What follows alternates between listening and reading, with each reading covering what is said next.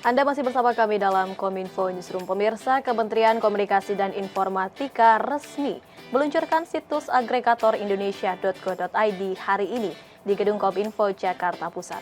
Indonesiakini.go.id akan menjadi wadah pemerintah dalam komunikasi publik yang lebih masif, cepat, dan terintegrasi. Kementerian Komunikasi dan Informatika resmi luncurkan situs agregator indonesiakini.go.id pada Senin 19 September 2022 di Kementerian Kominfo Jakarta Pusat.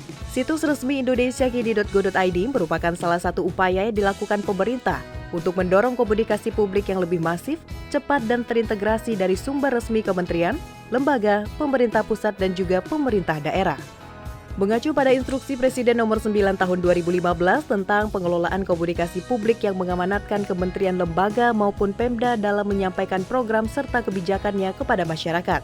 Direktur Jenderal Informasi dan Komunikasi Publik Kementerian Kominfo, Usman Kansong, mengungkapkan bahwa setiap kementerian, lembaga maupun Pemda secara keseluruhan pasti memiliki dan mengelola situs sendiri-sendiri, sehingga perlunya satu sistem yang terintegrasi secara keseluruhan.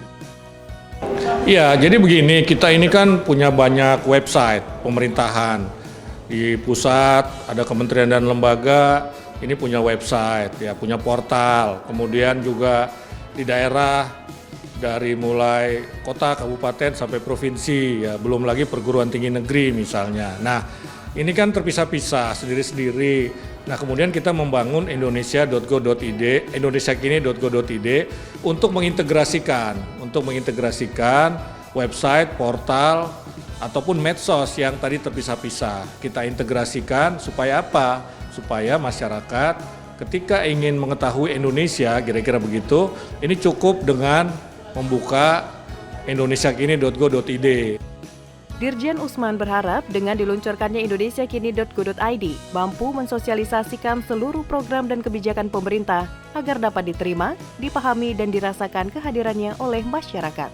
Ya, harapan ke depannya ya kita kemudian mulai memperkenalkan diri kepada masyarakat, kepada publik, baik secara internal artinya ke dalam Kominfo sendiri, kemudian ke dalam kementerian dan lembaga, ke dalam pemerintahan daerah, perguruan tinggi negeri, bahwa kita itu ada.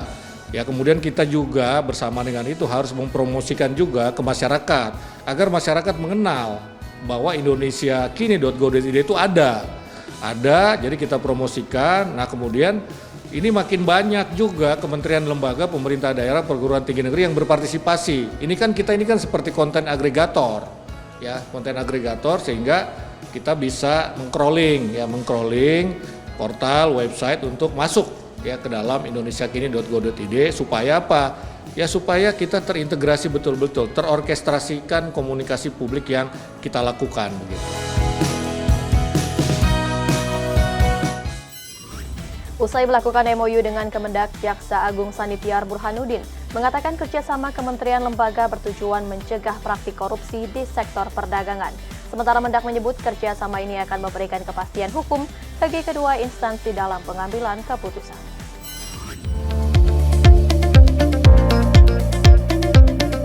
Kejaksaan Agung Republik Indonesia dan Kementerian Perdagangan menandatangani nota kesepahaman mencegah terjadi tindak pidana korupsi di sektor perdagangan melalui pendampingan dan bantuan hukum yang diberikan oleh Kejaksaan. Menurut Jaksa Agung Sanitiar Burhanuddin, usai penandatanganan MOU, kerjasama antara pihaknya dengan Kementerian Perdagangan meliputi pertukaran data atau informasi, pengamanan pembangunan strategis bidang perdagangan, pemberian bantuan hukum, pertimbangan hukum dan tindakan hukum lainnya di bidang perdata serta tata usaha negara. Kemudian kerjasama dalam hal koordinasi penanganan pengaduan masyarakat, pengawasan dan penegakan hukum. Koordinasi dalam rangka optimalisasi dalam kegiatan pemulihan aset di dalam maupun luar negeri. Keenam adalah peningkatan kompetensi sumber daya manusia. Dan tadi juga saya menyampaikan ke beliau, kami nanti apabila diperlukan untuk penyidik pegawai negeri sipil yang ada di perdagangan, kita lakukan pendidikan di Kejaksaan Agung.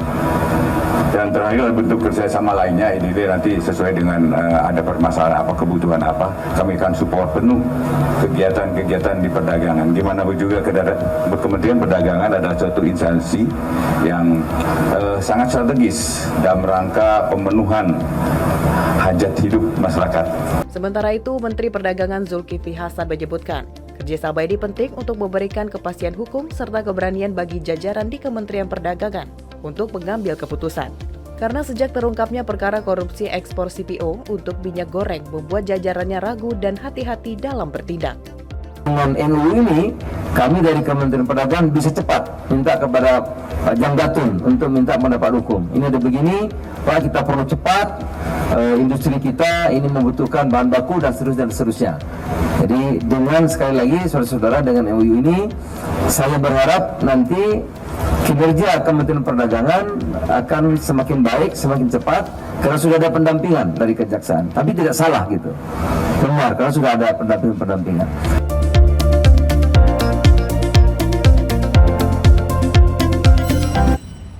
Dalam rangkaian perayaan hari ulang tahun ke-276, PT Pos Indonesia melakukan penanaman pohon sebanyak serentak di seluruh lingkungan Pos Indonesia Group, dan langkah ini merupakan perwujudan bakti terhadap lingkungan sekaligus komitmen untuk menjaga nilai-nilai akhlak oleh seluruh insan pos dari Sabang sampai Merauke. PT Pos Indonesia menanam pohon akhlak sebanyak 27.600 serentak di seluruh lingkungan Pos Indonesia Group yang berlokasi di Universitas Logistik dan Bisnis Internasional. 6 pohon akhlak di lingkungan kampus Universitas Logistik dan Bisnis Internasional yang dipilih untuk ditanam adalah pohon damar dan ditanam oleh Deputi Bidang SDM, Teknologi dan Informasi Kementerian BUMN Teddy Barata bersama dengan Watim Prasidarto, Gubernur Jawa Barat Ridwan Kamil, Komisaris Pos Indonesia dan Direktur Utama Pos Indonesia Faizal Jumadi.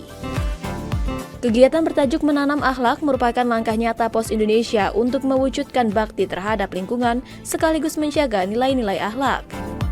Direktur Utama Pos Indonesia Faizal dalam sambutannya berharap dengan adanya kegiatan ini dapat memperkuat peran perusahaan dalam pelaksanaan tanggung jawab sosial pilar lingkungan, serta tema menanam akhlak ini memiliki makna bahwa insan Pos Indonesia bisa menjadi budaya akhlak, prinsip, dan nilai utama dalam keseharian termasuk kepedulian pada kelestarian lingkungan hidup di sekitar lokasi kantor pos dan jaringan Pos Indonesia Group. Jadi temanya adalah Pos Indonesia untuk 276 tahun ke depan. Jadi karena kita punya modal 276 tahun ke belakang, kita pengen ratusan tahun lagi kita masih hidup. Maka ditandai dengan menanam pohon sebanyak 27.600 pohon. Tersebar di 4.800 kantor. Jadi jumlah kantor pos ini di seluruh Indonesia ada 4.800. Oleh sebab itu kita tanam sebanyak 27.600 pohon. Menteri Pertanian Republik Indonesia Syahrul Yassin Limpo melaporkan seluruh neraca produktivitas dan ketersediaan komoditas produk pertanian cukup hingga akhir Desember 2022. Selain itu, Syahrul menekankan perlu adanya pemetaan yang baik dari daerah-daerah produsen surplus ke daerah-daerah yang kurang.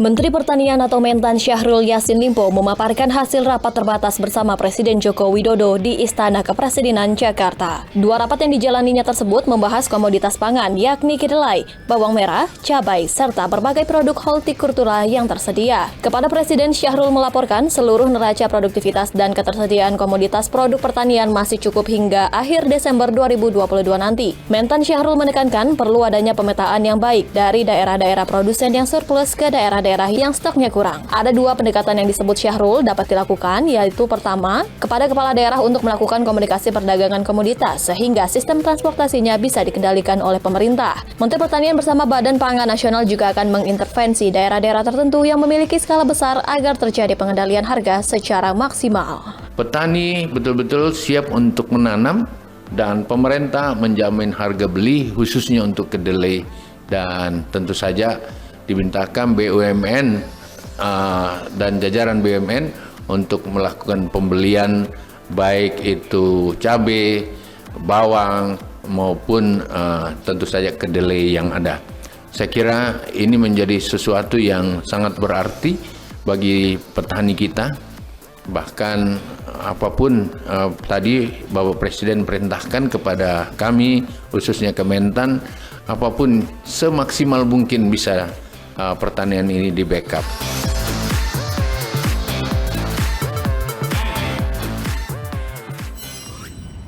Pemirsa, tetaplah bersama kami karena usai jeda akan ada informasi mengenai rancangan Undang-Undang PDP yang akan disampaikan oleh Mona Azharenisa.